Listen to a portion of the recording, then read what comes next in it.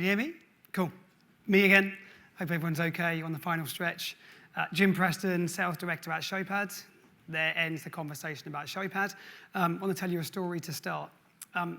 Many years ago, around 1900, a London shoe manufacturer sent two reps, we're going to call them Rep A and Rep B, off to Africa, the new continent, to go and explore business opportunities to sell their shoes. They sent their salespeople over and said, come back within a couple of weeks and report on what you found so we can explore whether or not there's any business opportunity for us there. A couple of weeks passed, Rep A came back and said, bad news. There's no opportunity for us here at all. Nobody in Africa wears shoes. Rep B didn't come back. Rep B sent a telegram and said, amazing news. Nobody in Africa wears shoes. We've got a captive market, send stock now. Okay. Now, wouldn't it be fantastic if we all had in our sales teams reps just like Rep B that only saw opportunities where others didn't, yet it was the same set of circumstances?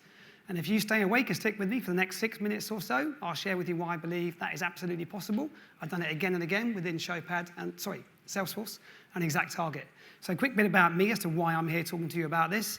I've been in SaaS for 10 years. I've been in AE, SMB, mid-market enterprise, sales leader for about 6 years now, Exact Target marketing automation platform. Many years ago said, Jim, got a team, bit neglected, not doing very well. We think we're going to wind it up. But before we do you want to go in, see if you can fix it? And if you can, we'll invest in it. And if not, we'll just get rid of it.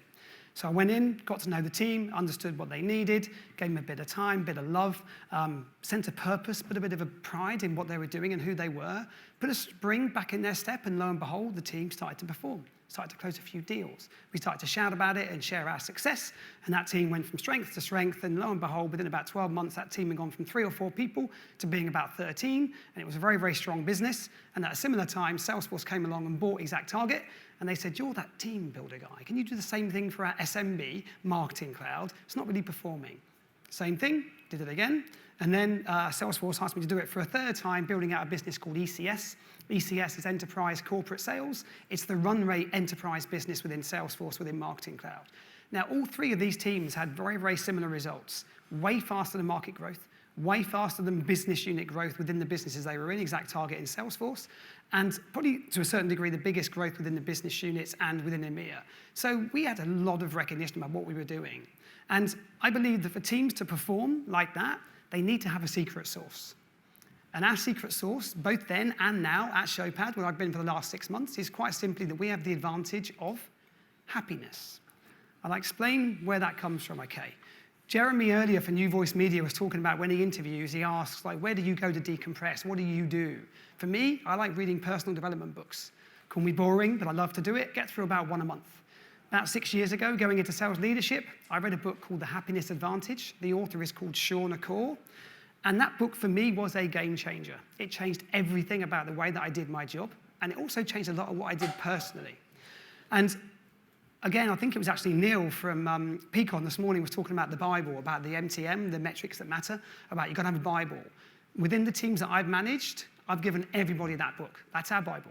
That's our go-to. That's our mindset. That's how we go about doing our job, okay? And I've given it out to my wife to go to her book club. They read it reluctantly. They all loved it. I've given it to friends and family. They all love it. And everyone I've given it to has recommended it.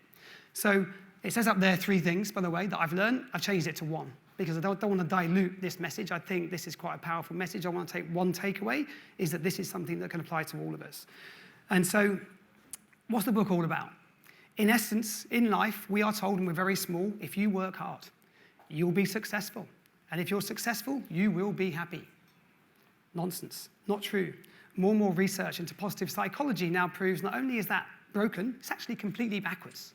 Success does not bring you happiness. A happiness mindset and a happiness approach will actually lead you to success. So it's backwards. And this book basically explains that across 7 core fundamental kind of like foundations, which you can apply to your business life, to your personal life, and it will give you, I believe, a cutting edge, a leading edge, an advantage. And just to bring that to life in another story, one of those pillars is called the Zorro Circle, okay? Little story about Zorro. We all know Zorro from the Hollywood movie. He's that swashbuckling, handsome guy that always defeats the baddies and wins all the girls, okay? But not many of us know that before he was Zorro, he was Alejandro.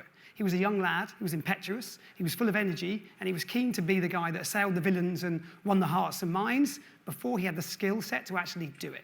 And unfortunately, he didn't do a very good job. He kept failing, he kept falling, he was trying to win fights, and he wasn't doing very well. He went down in a spiral, he ended up a drunk, okay? And then Don Diego, a very wise man who was seasoned and a bit of a swordsman, came along. And again, back to Jeremy from New Voice Media this morning, talking about TEC, talent and culture. He saw that within Alejandro. And he said, I'll be your mentor. He said, you work with me. And he took him back to his cave. And in the dirt, in the cave, he drew a circle. He said, you stand in that circle, and from now on, that is your world. And you do not move outside that circle. Okay? And you learn to fight within that circle and become an expert and a master of your craft. And only once you've mastered that craft, we then push that circle further out, then you can start throwing the odd punch and throwing a kick. Push it out further, leap onto furniture and swing from chandeliers. And lo and behold, after a period of a few months, Alejandro became Zorro. Woohoo! The hero that we all know and love. But had Don Diego not have taken Zorro back into that circle, that Zorro Circle, and taught him to control his skills, his confidence in achieving his goals and his ability, he never would have become Zorro. He would have been a drunk and probably would have ended up dead, okay?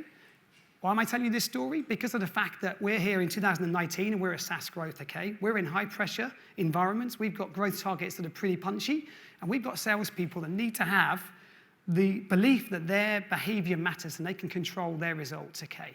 And when the pressure is on, when the workload goes up, the big thing that normally fails is that feeling of control. If that feeling of control disappears, results spiral. We talked earlier about the amount of people missing their number. So over the years with the sales teams that I've had, we've used that knowledge to say, hey, when we start building the team out, and just to add some foundation to that right now within Showpad, my team name is Team Zorro, because of the fact that we all know that's where we're at.